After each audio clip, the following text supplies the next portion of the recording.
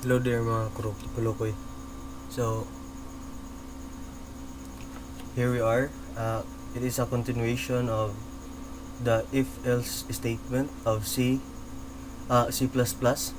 But our program here will using a C programming language because C++ and C are much related on its syntax. So, even though you are master in C++, you can code it in C program. So it is because it is the basic of the C++. So here I have a problem. So this problem was given to me by Mr. Jun Dulog of Caraga State University, Kabadbaran Campus. So the problem was write a program that asks the user for the hours of work. So for the week and hourly rate. So the basic salary is computed as, so this is the hint of their project. The salary is equals to the hours of work multiplied to the hourly rate. And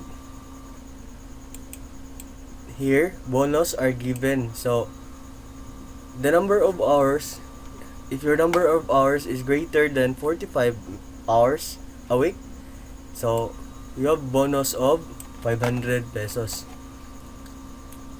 Second, the number of hours, if your number of hours is greater than 40 and less than 45, so bonus given is 250 pesos. Then number of hours 35 and 40 less than or equal to 40, so you have 150 pesos. Then display the basic salary, bonus, and total salary. So another hint, basic salary plus the bonus, so for the week. So based on the problem, so we'll comment this so that the compiler will not read this as a bunch of codes.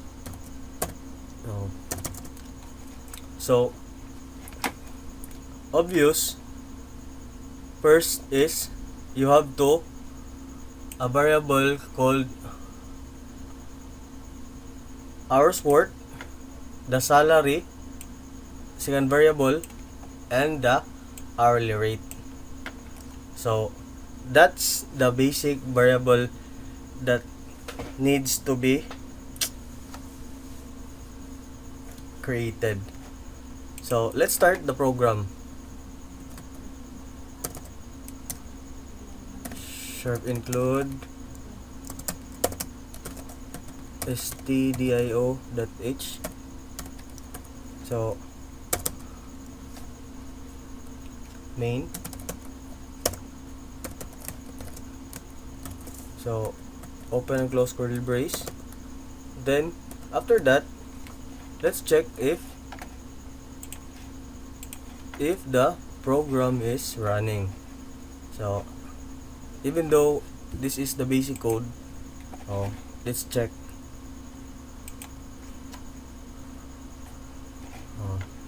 Okay, so return 0, returned.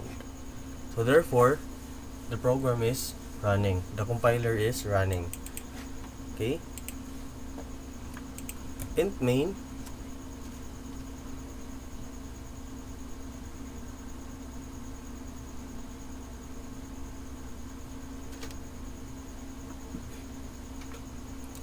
so it is possible that the number of hours will be inputted with decimals. That's why as a programmer you will predict or you will choose a safe data type. So the safe data type for this is float salary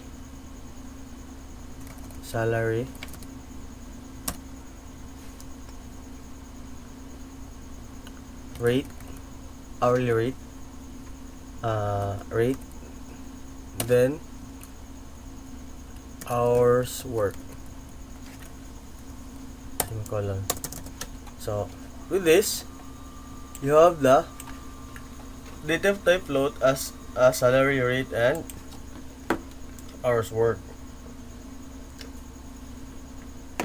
Then you need a user input. So you have to ask the user for user input. So printf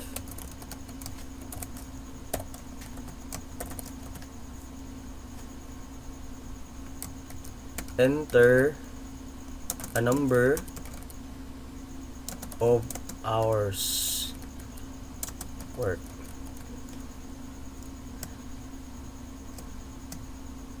Enter the number of hours work. So after that, scanf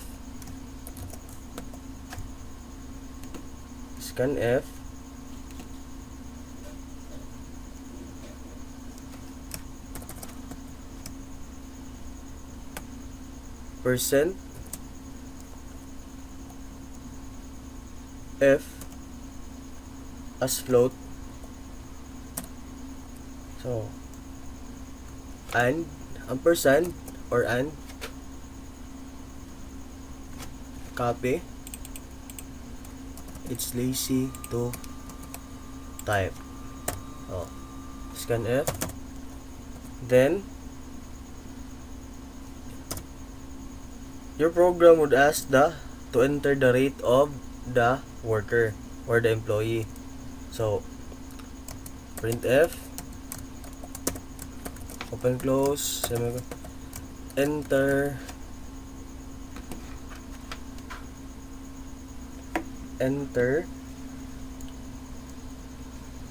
rate. So enter the rate of the employee. Then scanf percent f comma ampersand the rate. Okay,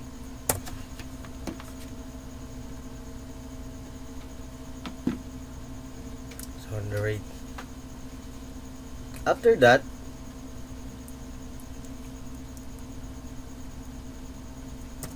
you need to print the computed salary, okay, without the overtime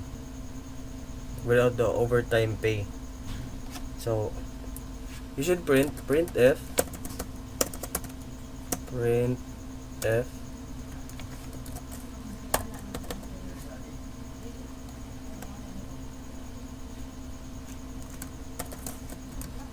your salary is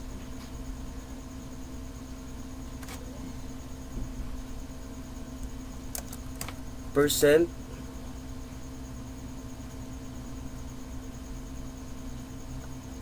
the 2f percent, and ampersand means new line, so the display will go to the bottom. Then salary.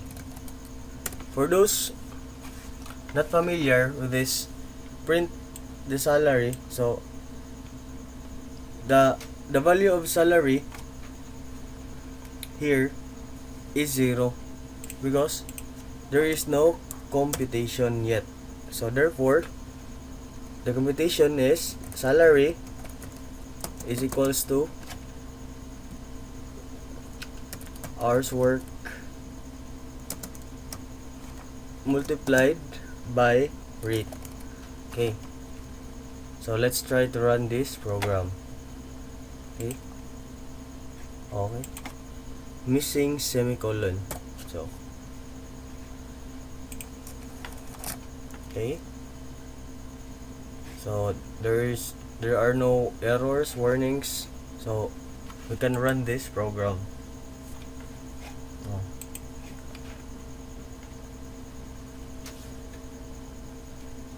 Okay, enter number of work. So for example, we have 50 hours of work. Enter the rate. You have 400. Okay, you have 20,000 pesos a week. Okay. Okay, let's go back to the code because the program needs to be given a bonus. So number of hours 45, you have 500 bonus. 40 to 45, you have 250, and 35 to 40, you will be given 150 pesos as your bonus per week. So here it is.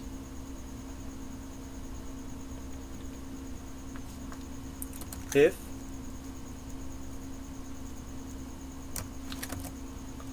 so, because here the hour work will be computed, so your condition is if your hour work is hours work copy is greater than 35 and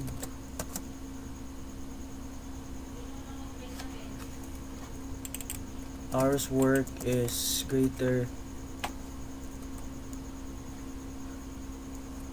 less than or equal to 40,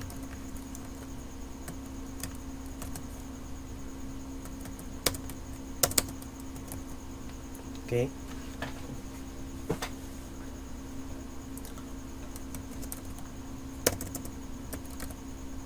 print if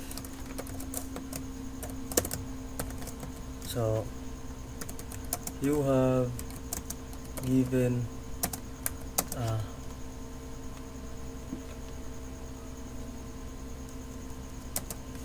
150 pesos bonus. Okay, semicolon. Then another is here 40 to 45. So if hours work is greater than 40 and hours work is less than or equal to 45. So if this condition is true, the program will print this bonus of 250. Next is if hours work, so the last condition here is greater than 45. Greater than 45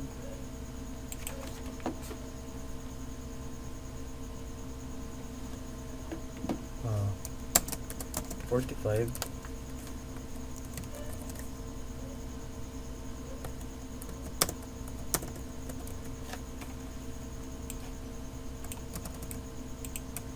okay, 500,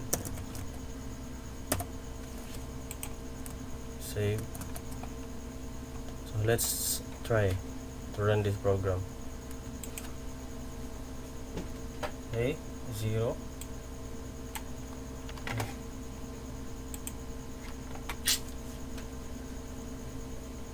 So number of hours work, you have 50. Rate, you have 300. Okay, 50. So the number of hours is greater than 45, so 46 to 50 or to infinity, so you will be given 500 pesos. Okay, let's try another run. Numbers of hours work uh, 34 36. Rate is 300. Okay, you have a 150 pesos bonus. Okay, next is the problem is display the basic salary, bonus, and the total salary. Okay, we just display the bonus. We display the basic salary here. So we should combine the basic salary plus the bonus for the week. So it is simple. Since you have the value of the salary, so you just copy the print,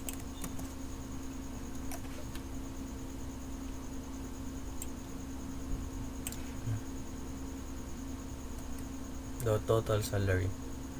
So your total salary is percent that 2F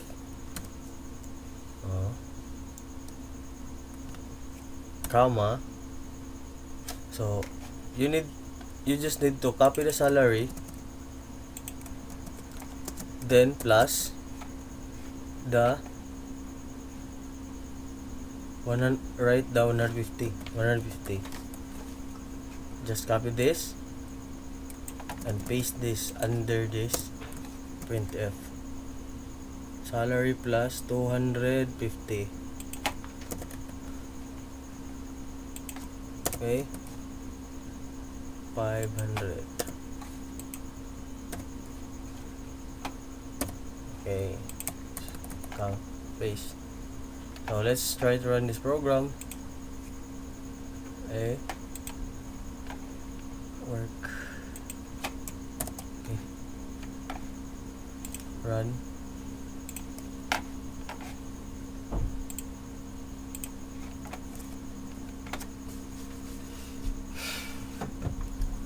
So 40, rate is 300. So the salary is 12,000. Then here it is, the total salary. Okay, so it means 12,000 plus 150 pesos. Okay,